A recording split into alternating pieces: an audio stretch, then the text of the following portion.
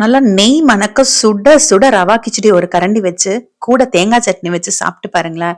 Super டேஸ்டா இருக்குங்க. சரியான அளவுகளோட கட்டி தட்டாம நல்லா சாஃப்டா ரவா கிச்சடி எப்படி பண்ணணும்னு சொல்லியிருக்கேன். 1.5 டம்ளர் வெள்ளை ரவைக்கு ஒரு பெரிய வெங்காயம், 3 பச்சை மிளகா, ஒரு துண்டு இஞ்சி, வெங்காயம் பச்சை மிளகா வெட்டி வச்சிருக்கேன். இஞ்சி மட்டும் கட் பண்ணிட்டு இடிச்சு வச்சிருக்கேங்க. நீங்க இஞ்சி துருவி கூட எடுத்துக்கலாம். இதுக்கு சேர்க்கறதுக்கு காய் பாத்தீங்கன்னா ஒரு கேரட், பெரிய கேரட் கட் பண்ணி வச்சிருக்கேன். ஒரு 10 பீன்ஸ், ஒரு கைப்பிடி அளவுக்கு ஃப்ரெஷ்ஷான பச்சை பட்டாணி, குட்டி குட்டியா இருக்கறனால 2 தக்காளி எடுத்திருக்கேன். பெருசா இருந்தா 1 போதும். இப்ப கடாயில ஒரு குழிக்கரண்டி அளவுக்கு எண்ணெய் ஊத்திக்கணுங்க. நான் இன்னைக்கு சன்ஃபிளவர் ஆயில் சேர்த்திருக்கேன். கடுகு சேர்த்துட்டு கடலை பருப்பு, உளுந்து பருப்பு, முந்திரி, கூடவே பச்சை மிளகாயும் சேர்த்துட்டு நல்லா ஃப்ரை பண்ணிக்கிறேன். நான் எப்பவுமே பருப்பு சேர்க்கும் போதே பச்சை மிளகாயும் சேர்த்துருவேன். அப்பதான் பச்சை மிளகாய் வந்து உங்களுக்கு நல்ல காரம் இறங்கும் எண்ணெயில. இப்ப இதோட இப்ப வெங்காயமும் இஞ்சியும் சேர்த்துட்டு நல்லா வதக்கிக்கலாம். வதக்கினதுக்கு அப்புறமா இப்ப காய், தக்காளியும் வெட்டி வச்சிருக்கேன். கூடவே நம்ம கட் பண்ணி எடுத்து வச்சிருக்க காய் எல்லாமே சேர்த்துட்டு மிக்ஸ் பண்ணிக்கலாம். இப்ப காய் கலவா 1/4 ஸ்பூன் அளவுக்கு கல்லுப்பும் கொஞ்சம் மஞ்சத்தூள் சேர்த்துக்கோங்க. கொஞ்சம் கருவேப்பிலையும் எடுத்துருக்கேங்க. நல்லா மிக்ஸ் பண்ணிட்டு மூடி வச்சிருங்க. சிம்ல வச்சு நல்லா கம்ப்ளீட்டா சிம்ல வச்சு மூடி வச்சிருங்க.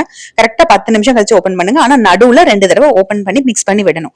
நல்லா எண்ணெய் பிரிஞ்சு வந்திருக்கு. காய்கறியும் நல்லா வெந்திருக்கு. காய் வேகருக்கு தண்ணி ஊத்தக்கூடாதுங்க. இப்போ 1.5 டம்ளர் வெள்ளை ரவை இந்த காய்கறி கலவையோடவே சேர்த்திக்கிறேன். அடுப்பு கம்ப்ளீட்டா சிம்ல தான் இருக்கு. ஒரு 2 நிமிஷம் நல்லா வறுத்துக்கோங்க இந்த ரவைய. நான் காய்கறி வேகருக்கு மூடி வைக்கும் போதே இன்னொரு அடுப்புல 4.5 டம்ளர் தண்ணி, அதாவது 1:3 ரேஷியோல 1.5 டம்ளர் ரவைக்கு 4.5 டம்ளர் தண்ணி எடுத்துக்க. நீங்க 5 டம்ளர் கூட எடுத்துக்கலாம்.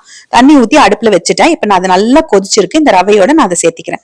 1/2 ஸ்பூன் அளவுக்கு கல்லுப்பு சேர்த்திக்கிறேன். நீங்க தண்ணி கொதிக்கும் போது அந்த தண்ணியில கூட அந்த உப்பு சேர்த்து கலந்து விட்டுறலாம். இப்ப நல்லா கலந்துட்டு மூடி வச்சுட்டு கரெக்டா 3 நிமிஷம் வச்சு ஆஃப் பண்ணிட்டீங்கன்னா சூப்பரான கிச்சடி ரெடி ஆயிருச்சு. நான் அடுப்பு ஆஃப் பண்ணிட்டேன். இப்போ ஒரு கைப்பிடி அளவுக்கு கொத்தமல்லி தழை, 2 அல்லது 3 ஸ்பூன் நெய் ஊத்திக்கோங்க. நெய் இன்னும் கூட நீங்க தேவைப்பட்டா ஊத்திக்கலாம். மிக்ஸ் பண்ணிட்டு அப்படியே மூடி வச்சிருங்களேன். சூப்பரா இருக்கும். சர்வ் பண்ணும்போது தேங்காய் சட்னியோட சர்வ் பண்ணுங்க. அல்டிமேட்டா இருக்குங்க. இப்ப ரவையை நம்ம நல்லா காய்கறியோட சேர்த்து வறுத்துட்டு அதுக்கப்புறம் தண்ணி ஊத்துறதுனால கண்டிப்பா ரவை கட்டி தட்டவே தட்டாது. கலந்துகிட்டே ரவை போடணும்னு அவசியமே கிடையாதுங்க. நீங்க இதே சம்பா கோதுமை ரவையிலையும் செய்யலாங்க. ட்ரை பண்ணிட்டு எனக்கு கமெண்ட் பண்ணுங்க.